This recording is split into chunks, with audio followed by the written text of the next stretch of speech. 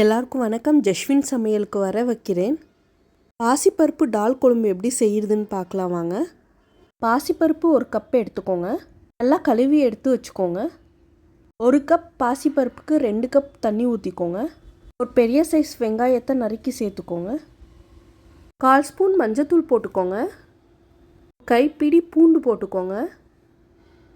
ஒரு பச்சை மிளகா சேர்த்துக்கோங்க. உங்களுக்கு காரம் அதிகமாக வேணும்னா 2 பச்சை மிளகா சேர்த்துக்கோங்க.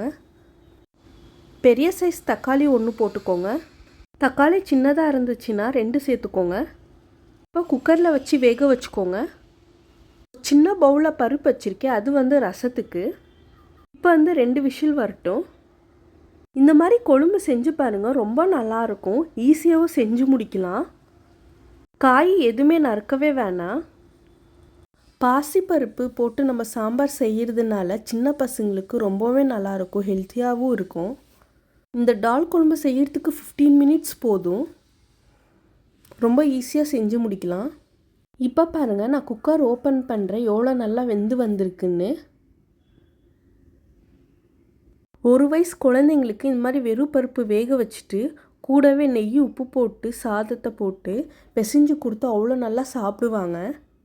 ஒரு சட்டியை எடுத்துக்கோங்க. 2 ஸ்பூன் எண்ணெய் ஊற்றிக்கோங்க. 1/4 ஸ்பூன் கடுகு போட்டுக்கோங்க. தாளிப்பு உளுந்து 1/4 ஸ்பூன் போட்டுக்கோங்க. வெந்தயம் 4 சேர்த்துக்கோங்க. நல்லா பொரியட்டும்.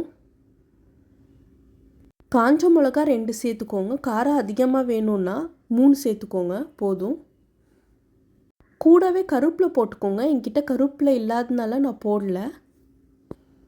ஒரு சின்ன சைஸ் வெங்காயத்தை சேர்த்துக்கோங்க. நான் வெங்காயம் போடலை, வடகம் போட்டிருக்கேன். இது வெங்காய வடகம். இது ரொம்பவே நல்லாயிருக்கும். தாளிப்புக்கு போட்டுக்கலாம். வெங்காய வடகம் எப்படி செய்யுதுன்னு சொல்லிட்டு நெக்ஸ்ட் வீடியோவில் நான் போடுறேன். வேக வச்ச பருப்பை ஒரு வாட்டி கரண்டி வச்சு இந்த மாதிரி கிளறிக்கோங்க. இந்த மாதிரி கலந்துட்டு இப்போ சேர்த்துக்கோங்க. சேர்த்துட்டு நல்லா கொதிக்கட்டு. கொஞ்சமாக தண்ணி ஊற்றிக்கோங்க. 2 கிளாஸ் தண்ணி ஊற்றிக்கோங்க, போதும். இப்போ எல்லாத்தையும் கலந்து விட்டுக்கோங்க. இந்த மாதிரி பெருங்காயம் 1 ஸ்பூன் போட்டுக்கோங்க. சின்ன ஸ்பூனில் நான் போட்டிருக்கேன். தேவையான அளவு உப்பு போட்டுக்கோங்க. 5 நிமிஷம் கொழும்பு நல்லா கொதிக்கட்டும். பாருங்கள், சாதம்லாம் எவ்வளோ நல்லா வெந்து வந்திருக்குன்னு. கொழும்பு நல்லா கொதிச்சிருச்சு.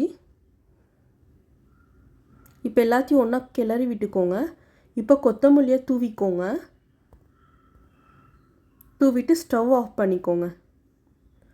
சாதத்துக்கு, இட்லி தோசைக்கு, சப்பாத்திக்கு எல்லாத்துக்குமே ரொம்ப நல்லாயிருக்கும். சின்ன பசங்க சாதத்துக்கு கொழும்பூற்றி சாப்பிடலன்னா இந்த மாதிரி செஞ்சு கொடுங்க. இந்த மாதிரி செஞ்சு கொடுத்தீங்கன்னா கொழும்பே ஊற்றி சாப்பிடாதவங்க கூட கண்டிப்பாக சாப்பிடுவாங்க கொழும்பூற்றி. இந்த வீடியோ உங்களுக்கு பிடிச்சிருந்ததுன்னா லைக் பண்ணுங்கள், ஷேர் பண்ணுங்கள் அண்ட் சப்ஸ்கிரைப் பண்ணுங்கள். பெல் பட்டனை கிளிக் பண்ணுங்கள். தேங்க்யூ.